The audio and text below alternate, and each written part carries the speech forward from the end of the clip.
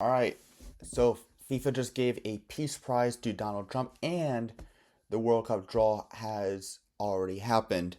But instead of fans being excited for this, it's actually left fans either frustrated or confused. So in this episode of the Elevate Football Show, we're actually going to dive into this particular event. So this, of course, left a lot of questions for many fans, including myself and probably a lot of you guys. Some of these questions will be what happens to sports credibility when governing bodies blur the lines between sport and politics. And we saw that with, of course, the new FIFA Peace Prize given to United States President Donald Trump. Of course, the merit behind creating awards seemingly overnight. I mean, the FIFA Peace Prize has never happened before. I mean, FIFA's a football organization. What are they doing giving out a Peace Prize? But they created one and they gave it out. So there's a lot of questions regarding the merit of this prize, and of course Donald Trump's a very controversial figure. Um, and of course, what does giving this Peace Prize to a controversial figure, mean? What does it do? I mean, for unifying people in the spirit of football, is that what the Peace Prize is for? But because Donald Trump hasn't really done much for football. Of course, he's brought World Cup to America, but this is a football organization, and if this should be a football prize, so where is the football-based merit in giving it out? I mean, and that's a question a lot of people have. Um, in this episode, I'm not going to go into the politics. If you hate Trump, love Trump, I don't care. Um, my the point of the show is to talk about the football, all right, the football industry. Um, so I'm not gonna give thoughts on Trump, whether he's good or bad. Don't care. Not the purpose of this show. Um, but to summarize this event, at the 2026 World Cup draw, FIFA awarded the new but now inaugural FIFA Peace Prize, and they awarded it to Donald J. Trump, sparking shock, debate, and accusations of hypocrisy and corruption in FIFA and with the World Cup hosts. Fans and pundits are asking, is this just sports or is it politics backroomed into the game? And and of course, there's now a lot of speculation over why this award happened. Now there's even speculation of the draw, and that the World Cup draw was even in fact rigged. That's a new speculation circling around. Um, Unfortunately, though, a lot of this is speculation, and there's only a finite amount of facts that we do know. Some of these being, of course, we all know FIFA Peace Prize given to Trump. We all know that. Um, December 5th, World Cup draw event happened, and then the FIFA president, Infantino, awarded that Peace Prize during the whole ceremony. Um, According to FIFA, the Peace Prize's stated purpose is to recognize individuals who have taken exceptional and extraordinary actions for peace and united people globally. And there are, of course, going to be some people that are going to think that, oh, well, Trump absolutely deserves this. There's going to be a lot of people that criticize that as well. Some of the major critics are including, of course, human rights and civil liberties groups have now condemned the award, arguing that it undermines FIFA's credibility and merit, particularly with the ongoing battles happening with regards to immigration enforcement. Some people are now tying this immigration enforcement into as a human rights issue. Of course, there's a lot of debate, and I'm not going to go into that. But the point with that the critics have is because there's a lot of turmoil and chaos happening because of not only with Israel and Gaza and the United States part in that, but also with this whole immigration issue, that Donald Trump isn't a worthy candidate because of the chaos from these current events happening. But of course, there's going to be a lot of Trump supporters that are, of course, going to be favoring him winning this award, that say no, he is bringing peace.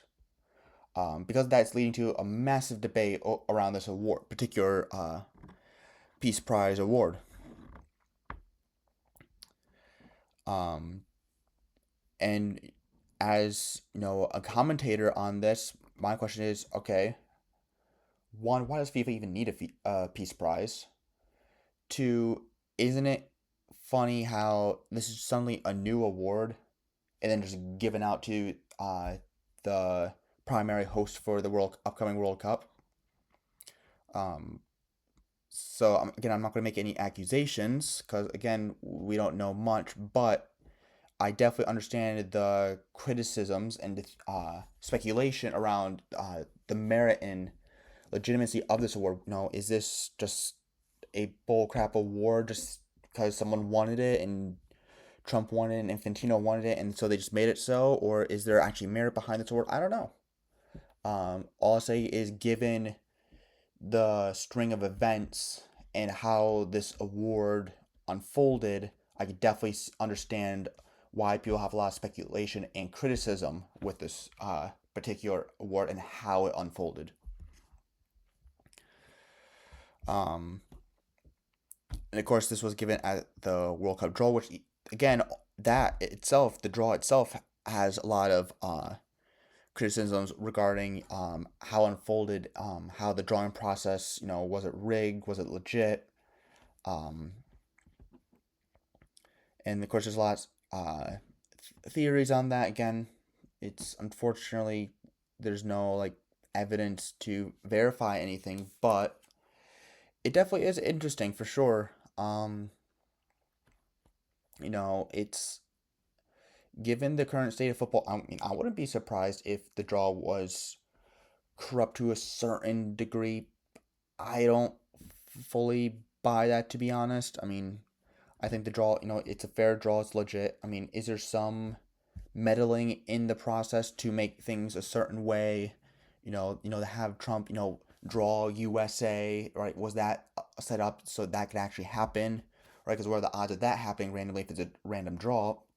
I get all that, um, but I don't think it would. If there is anything to the speculation, I don't think I'd go beyond that. I think if there was any corruption with the draw, I think it was limited. And overall, the draw. It was a fair draw, if not a completely fair draw. Um, yeah, if there was any corruption with it, I would think it would be corruption with drawing the host nations, particularly U.S. With getting a favorable group. But at the end, they ended up, given the current state of the U.S. team, they actually got a fairly challenging group potentially. Because Australia have been improving. I mean, they're not the best, but if you sleep on them, they can beat you. And given the current state of the U.S., that's going to be a fair matchup. And of course, we beat them before, but in the World Cup, you never know. So, it's then I think the other one we have is Paraguay. USA should be able to beat them, but who that fourth spot is, if that's Turkey or some other nation, that could determine the competitiveness of it. So it's not like USA got an easy group and that was rigged, so US can move on. Like no, it'll be fairly competitive, and US are absolutely going to have to perform. Um, yeah, I just think yeah, is it possible for some sort of tampering? Sure, but I don't think it holds much weight. And in the grand scheme of things, I think if there was any sort of corruption with the draw, it would be limited and it was mostly a fair draw. Um, with that said, I do understand the theories and why people have criticisms for it, especially since we do know as fans that FIFA is in fact a greedy and corrupt organization. And a lot of us fans, we know that for sure. We can't always pinpoint to what extent or how so, but when we look at the current state of football, we know that it's not the best it could be, and who's in charge of uh, football? It's FIFA. Um, and of course, there's a lot of specifics and stories, cases you can go into regarding that, but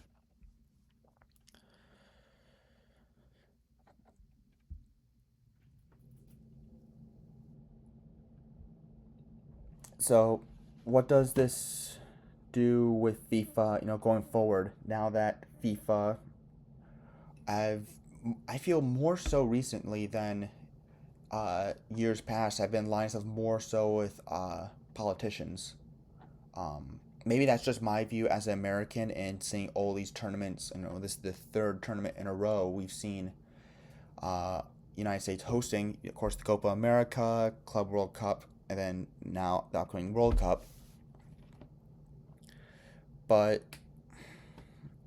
I can definitely understand the criticisms with the current events in football and how FIFA are doing a lot of PR and deals with controversial people. I can understand it, um, and I can definitely understand why it's it that grows the tensions and skepticism that a lot of fans have in regards to FIFA. Um, of course, we as fans know nothing about the back end of FIFA and how they operate, all the deals that go into putting the World Cup in the United States, making it, this Peace Prize, organizing the World Cup draw. There's a lot we don't know, and of course, with that, there's a massive call for accountability and transparency. A lot of fans are calling and want from FIFA. Um, because this is a the people's sport. Everyone is meant to enjoy this sport. So when you have a governing body that, as time goes on, is starting to align themselves more with the mission of making money, not necessarily the mission of bettering the sport and being quality caretakers of the sport. It's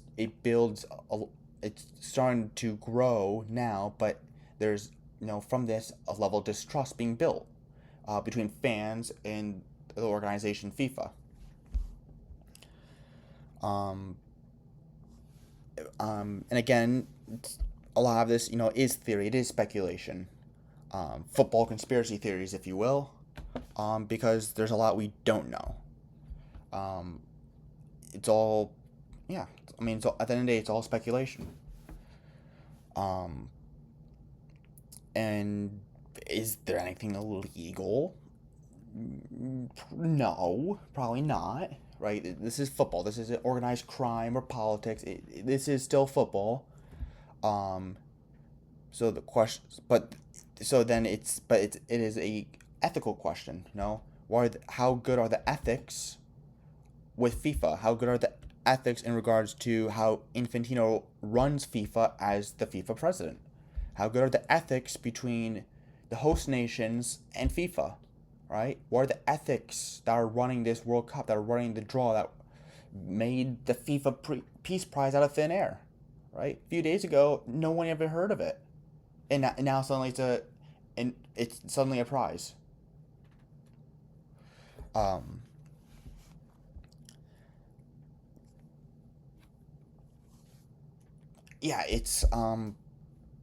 yeah, of course, it's the tensions between fans and FIFA is absolutely growing, and it's going to continue to grow until there is accountability and transparency on FIFA's side in regard to how they actually operate the sport, right? Because at the end of the day, this is a business. It's an industry. Football, yes, it's a sport.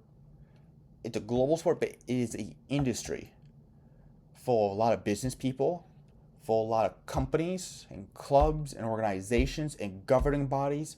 And with that, and every time you have such entities controlling something, there's always going to be bound for a certain degree of greed and corruption. Right? We see that in business, we see that in the stock market, we see it in every aspect of life where you have massive, powerful government like entities controlling something. Because of this, there always has to be a high level of accountability, transparency, and good ethics, right? Because we as fans, right, the consumers don't want a greedy, corrupt organization controlling the sport, right? We want a good, ethical, transparent, accountable organization controlling the sport, and we're not quite. And a lot of fans feel they aren't getting that from FIFA. They aren't getting that particularly from Infantino, the president, and so that's growing distrust between fans and FIFA. So um, so just to read off a good insight from this is true leadership isn't crowned with medals thrown to the highest bidder. All right, and this is in regards to the this Peace Prize is again like was the original question. It's what's the merit of this prize, right? It just came out of thin air, right? What's the basis, all right? Why? Why is this even a prize? Who do they give it to? What's the criteria, all right? Right? Why? Because right now it seems like they just made this award just to throw it at whoever, cause and just have the award, right? There's no depth or really true strong meaning to the award. It just feels like something they just made out of thin air. So, but yeah, true leadership isn't crowned by medals thrown to the highest bidder. It's forged in humility, service, and justice. When power is untethered from accountability, unity becomes a spectacle, not a sanctuary. Um, so I thought that was a good, valuable insight, regarding all this.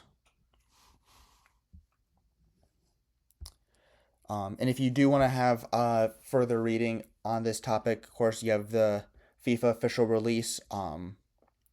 That was released December 5th, 2025. It was a release regarding the award. Of course, other news companies, The Guardian, Independent, have released stories on the prize and the World Cup draw. Of course, you'll have all your sports news outlets and companies reporting on not only the prize but of course the draw. Um, and then of course there's various political groups that have made statements on the prize. I'm not going to go into those, but no, there's if you want to research and find out for yourself, there's a lot of sources out there. Um, but yeah, I mean, at the end of the day, it's what do fans want from FIFA and Infantino? Well, it's transparency, it's accountability, and it's people want to visibly see good ethics and good morals in FIFA, that they are doing right by the fans. Because at the end of the day, the fans are the most important, right? It's we the people are the most important in the sport, right? The players, the fans, the coaches, right? And anyone and everyone who enjoys the sport is the priority and should be the priority for FIFA. And I think a lot of fans just want to see that. They want to see that in action. They want to have a reason to trust and love FIFA. And right now, majority of fans do not love FIFA and they don't trust FIFA. Um, as FIFA grows more and more into this corporate like entity, I mean, they are a governing body, but growing into this entity that governs and controls a sport, with no sign that the sport is going down a good direction. Right? That's not what fans are convinced of. They think it's the opposite happening, and they want to see the sport go down a good direction. They want to see the sport improve. They want to see FIFA be good caretakers of the sport. And right now, most fans don't believe that. So that's kind of the big conflict between fans and FIFA and the fans and then Infantino right now. And yeah, this divide is it's leading to a lot of distrust. There's a big gap or separation between the fans and the governing bodies, and what I want to see is that is a gap is the gap between be bridged together, right, and see a bit more transparency and accountability, and have the fans be prioritized more by FIFA, and not have everything be about bottom line, dollars and profits, but actually give the fans the greatest football experience ever imaginable. Because that's what fans deserve. They deserve the best experience possible. And I would hope, and I want to see FIFA openly uh, strive for that in a way that fans can see it, so that way we can start to grow more trust and confidence between fans and organization. All right, so that's it. That's episode 3, Elevate Football Show. This is the biggest, most recent story happening in football. And yeah, that's all for today's episode. If you want more football-based education or resources to help improve your football career, of course, you can go to wap.com/elevatefootball. There you can access Elevate FA, where you can get ebooks, courses, CV templates, and more. Again, that's wap.com/elevatefootball to get access to Elevate FA, which is full of educational resources. All right, everybody, that's it. All right, take care.